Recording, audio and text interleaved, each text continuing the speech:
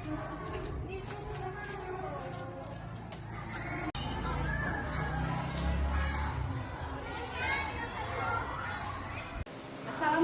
warahmatullahi wabarakatuh. Perkenalkan, nama saya Yuni Melina. Saya mengajar mata pendidikan agama Islam di SD 2 Kota Teman.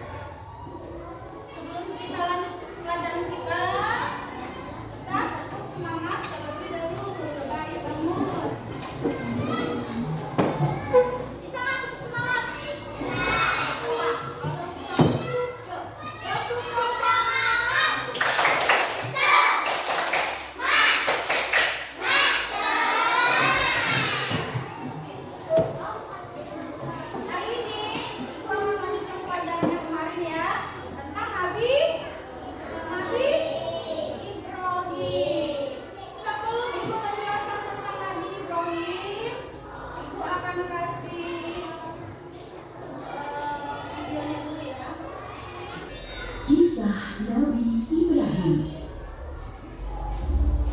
Nabi Ibrahim lahir dan dibesarkan di Padang Aram, daerah Irak, dan termasuk dalam wilayah kerajaan Babilonia.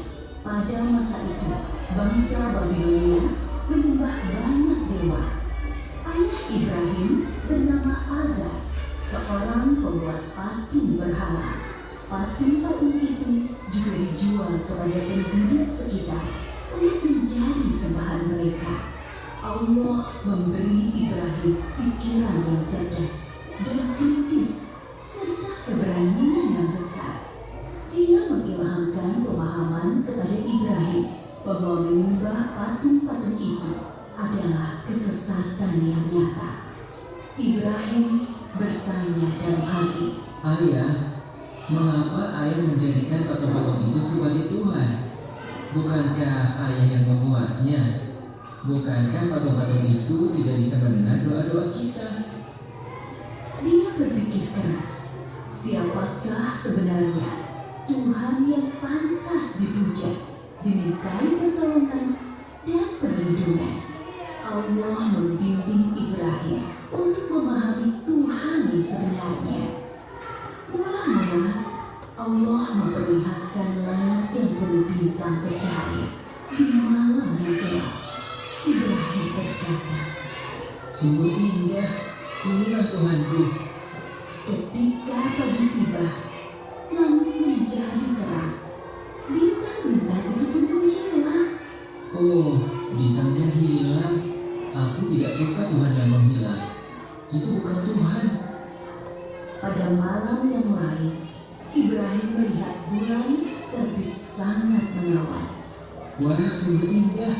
Ini dia Tuhanku. Ketika pagi tiba, bulan itu tenggelam. Ternyata yang ini juga tenggelam. Ini juga bukan Tuhan. Oh, manakah Tuhan yang sebenarnya? Kalau dia tidak memberi petunjuk kepadaku, pasti aku juga sesat seperti kaumku. Di kesempatan lain, Ibrahim melihat matahari terbit. Sinarnya terang memukau. Ini dia Tuhanku, dia yang paling besar. Tetapi di senja hari, matahari akhirnya tenggelam. Taulah dia, matahari pun bukan Tuhan. Wahai kaumku, aku tidak mau menyembah Tuhan-Tuhanmu itu. Aku ingin mengabdikan diriku pada pencipta semua ini. Dia berusaha membuka pikiran kaumnya atas kesesatan mereka selama ini. Paman, patung-patung apa ini? Mengapa semua menyembahnya? Dari dulu, leluhur kita menyembah Tuhan-Tuhan ini. Iya benar, bapak-bapak kita pun menyembah semua ini. Kalau begitu, kalian dan bapak-bapak kalian salah besar.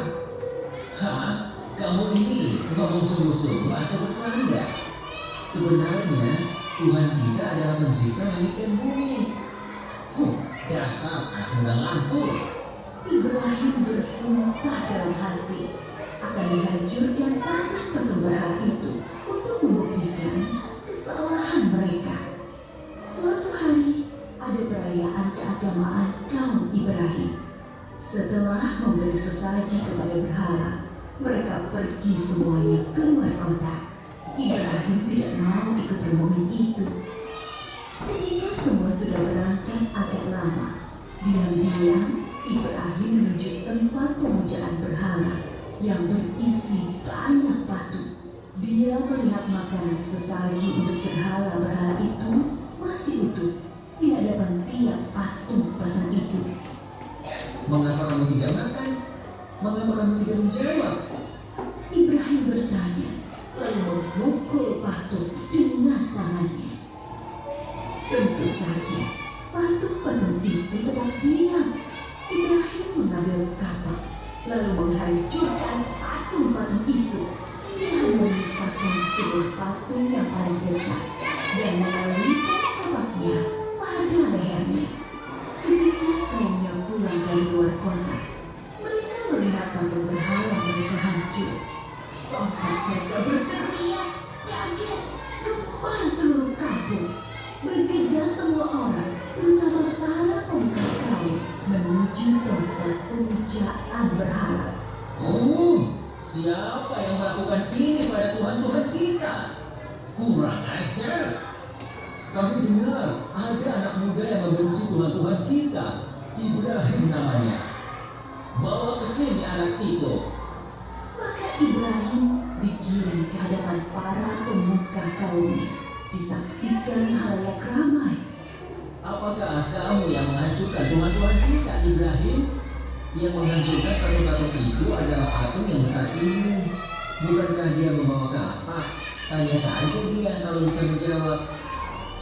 Orang-orang Orang-orang yang mendengar jawaban Ibrahim pun tersadar mereka lah yang keliru dengan menyembah patung-patung itu.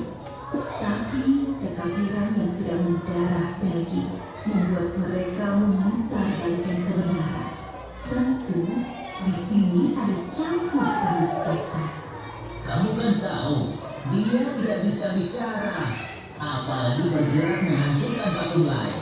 Berarti kamulah yang melakukannya. Jadi, mengapa kalian menyembah patung yang tidak bisa berbuat apa-apa? Melindunginya sendiri saja tidak bisa, apalagi melindungi kalian. Pemuka-pemuka kaum Ibrahim berunding untuk mendukungnya. Beberapa orang mengusulkan untuk membakar Ibrahim hidup-hidup. Maka penguasa waktu itu, Raja Namrud, memerintahkan untuk membuat bangunan tempat pembakaran Ibrahim di tengah lapang agar bisa disaksikan orang banyak. Ibrahim diikat lalu dilemparkan ke dalam api. Api menyala berkobar sangat panas. Allah berfirman, "Hai api, dinginlah dan menjadi keselamatan bagi Ibrahim." Maka ketika kobaran api yang dahsyat telah padam, keluarlah Ibrahim dengan segar bugar, tidak terbakar sedikitpun. Bahkan pakaiannya juga utuh, hanya tali pengikatnya yang musnah.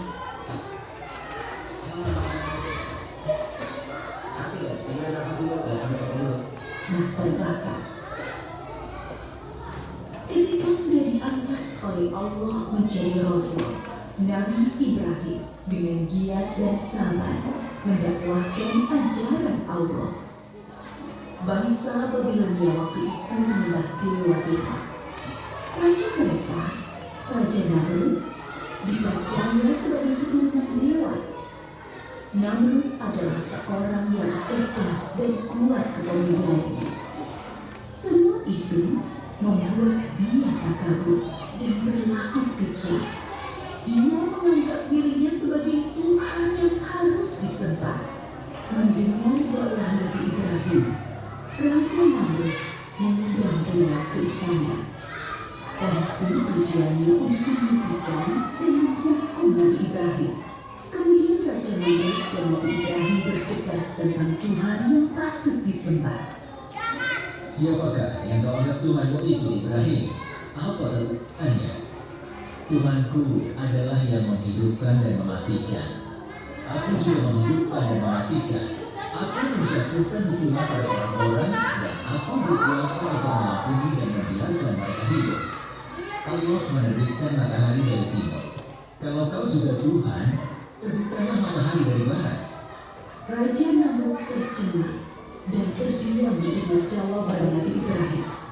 Dia kebingungan bagaimana menjawab tantangan Nabi Ibrahim. Demikianlah Nabi Ibrahim berdakwah dengan membuka akal pikiran manusia tentang Tuhan seluruh alam. Ada suatu peristiwa ajaib yang menunjukkan maha kuasanya Allah. Setelah Nabi Ibrahim diangkat menjadi Rasul, yaitu ketika beliau bermunajat kepada Allah. Ya Rabbi, perlihatkanlah pada hamba bagaimana engkau menghidupkan yang mati. Allah Subhanahu wa Ta'ala berfirman, "Belum percayakah engkau pada kekuasaanku?" Hamba percaya, tapi hamba ingin hati hamba yakin. Kemudian Allah Subhanahu wa Ta'ala berfirman, "Ambillah 4 ekor burung, lalu potong-potonglah mereka, lalu lemparkan di atas tiap satu bukit satu bagian. Kemudian panggillah mereka, pasti mereka akan datang kepadamu dengan segera." Nabi Ibrahim melakukan yang diperintahkan Allah, maka keimanannya bertambah mantap. Kepada bapaknya, Nabi Ibrahim tidak putus asa mengajak meninggalkan penyembahan berhala. Wahai ayahku, mengapa ayah menyembah sesuatu yang tidak bisa mendengar dan melihat, serta tidak dapat berbuat apa-apa untuk menolongmu? Sesungguhnya Allah memberi aku ilmu. Ikutilah aku, wahai ayahku, Jangan ikuti setan. Aku takut engkau akan ditimpa azab. Bencikah kau pada Tuhan-Tuhanku Ibrahim? Diam. Kalau tidak, kau akan aku raja. Pergilah, tinggalkan aku. Selamat berpisah, ayah. Semoga keselamatan dilimpahkan kepadamu. Aku akan memohonkan ampunan dan hidayah untukmu.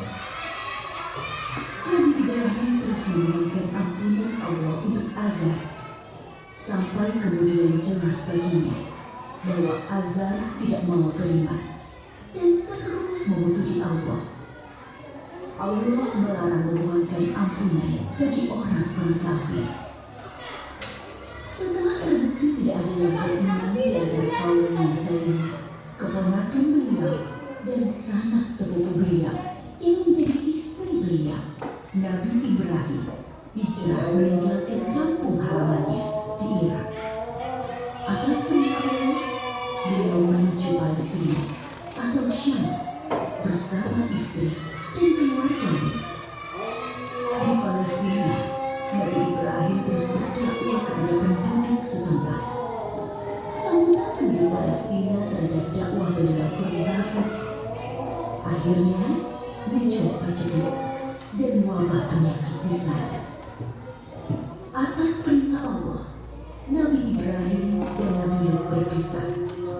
Nabi Lut dan keluarganya menuju Sadum di Syam, sedangkan Nabi Ibrahim bersama dengan Bunda Sarah menuju Mesir. Saat itu, Mesir diperintah oleh sang raja yang zalim, yang menyukai wanita-wanita cantik untuk dijadikan selir-selirnya. Tidak peduli wanita itu bersuami atau tidak. Bila wanita itu bersuami, maka suaminya akan dibunuh. Raja Mesir bermaksud buruk pada Bunda Sarah yang cantik. Maka Nabi Ibrahim berbohong bahwa beliau adalah saudara Sarah, supaya tidak dibunuh oleh raja. Allah menghalangi niat jahat sang raja. Raja mengembalikan Bunda Sarah kepada Nabi Ibrahim dan memberi hadiah seorang pelayan untuk Bunda Sarah. Pelayan istana itu seorang kulit hitam yang santun dan bernama Hajar. Nabi Ibrahim tinggal beberapa lama di Mesir. Dimanapun, Nabi Ibrahim selalu mendakwahkan pengabdian kepada Allah Subhanahu wa Ta'ala. Tetapi bumi Mesir ternyata juga bukan tempat yang baik untuk perkembangan dakwah. Maka Allah memerintahkan untuk hijrah kembali ke Palestina.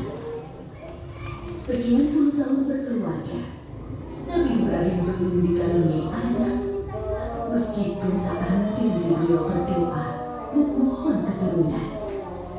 Menyadari dirinya ternyata mandul dan semakin tua, Bunda Sarah meminta Nabi Ibrahim untuk menikahi Hajar, pelayan mereka yang solehah dan setia. Dari perkawinan Nabi Ibrahim dan Bunda Hajar, lahirlah Ismail. Kebahagiaan Nabi Ibrahim dan Ibunda Hajar ternyata membuat tidak nyaman pikiran Bunda Sarah. Teringat akan dirinya yang mandul membuat pilu hati beliau. Nabi Ibrahim menyadari baiknya bisa jadi satu rumah, satu sama si penampilan untuk banyak Tuhan. Gitu, karena bersih saja tidak cukup.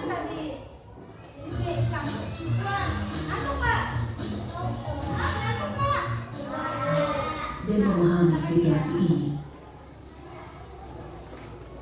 Allah memerintahkan beliau menempatkan Ismail dan ibunya terpisah dengan Bunda Sarah. Suatu hari, Nabi Ibrahim menyuruh Bunda Hajar untuk berkemas-kemas. Mereka akan mengadakan perjalanan jauh.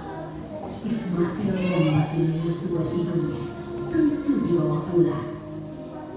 Mereka melintasi rute yang panjang dan akhirnya sampailah ke suatu tempat yang sangat gersang. Tidak ada pohon-pohonan tempat bernaung, udaranya panas. Yang ada hanyalah hamparan pasir dan bukit-bukit berbatu. Nabi Ibrahim turun dari kendaraannya, kemudian menurunkan istri dan anaknya tanpa saat kemudian, beliau beranjak dan pergi meninggalkan keluarganya. Ibu Hajar yang melihat keanehan ini segera berteriak memanggil, "Ibrahim, hendak kemana? Kenapa kau biarkan kami sendirian di sini?" Tapi Ibrahim tidak menjawab, hanya menunduk terus berjalan. "Ibrahim, apakah ini perintah Allah?" Iya, "Kalau begitu aku yakin Allah tidak akan membiarkan kami." Ibunda Hajar begitu sabar dan ridho pada keputusan Allah. Nabi Ibrahim sebenarnya tidak tega meninggalkan keluarganya di tempat terpencil dan gersang itu. Tetapi keyakinan akan kebenaran Allah dan kemurahan Allah menjadikan beliau mematuhi perintah yang sulit ini. Dengan berlinang air mata, beliau berdoa sebelum kembali ke Palestina. Tuhanku, aku telah menempatkan keluargaku di tempat gersang ini, di dekat rumahmu, Ka'bah. Mudah-mudahan mereka menegakkan sholat dan jadikanlah hati manusia senang kepada mereka. Dan berikanlah mereka rezeki buah-buahan supaya mereka bersyukur. Kurang lebih 10 tahun kemudian, sekitar Ka'bah sudah menjadi tempat yang ramai berkat munculnya sumber air Zamzam. Banyak orang bermukim di sana. Ibunda Hajar dan Ismail sangat dihormati oleh penduduk karena mereka dianggap pemilik sumber air itu. Ismail tumbuh menjadi anak yang tampan, santun, dan sabar. Suatu ketika, Nabi Ibrahim mengunjungi keluarganya di Mekah. Setelah beberapa lama tinggal di sana, suatu malam beliau bermimpi menyembelih Ismail. Nabi Ibrahim termangu-mangu memikirkan mimpinya. Wahyu dari Allah atau godaan syaitan? 2 malam berikutnya, mimpi yang sama terulang. Maka pagi harinya, setelah mimpi yang ketiga, beliau yakin ini perintah Allah yang harus dilaksanakan walaupun terasa sangat berat di hati. Nabi Ibrahim bermusyawarah dengan keluarganya tentang mimpi itu. Anakku, aku melihat dalam mimpi, aku menyembelihmu. Pikirkan apa pendapatmu? Ismail sangat memahami bahwa ayahnya adalah Nabi Allah. Mimpi para nabi adalah wahyu ilahi. Dengan mantap dia menjawab, Ayah, laksanakan perintah Allah. Insya Allah, aku akan sabar menerimanya. Bertambah rasa syukur Nabi Ibrahim, bertambah kecintaan kepada anaknya, bertambah mantap pula hati beliau melaksanakan perintah yang sulit itu. Berangkatlah Nabi Ibrahim dan Ismail menuju Mina, tempat penyembelihan. Sepanjang jalan, iblis menggoda mereka agar mengurungkan niat pengorbanan.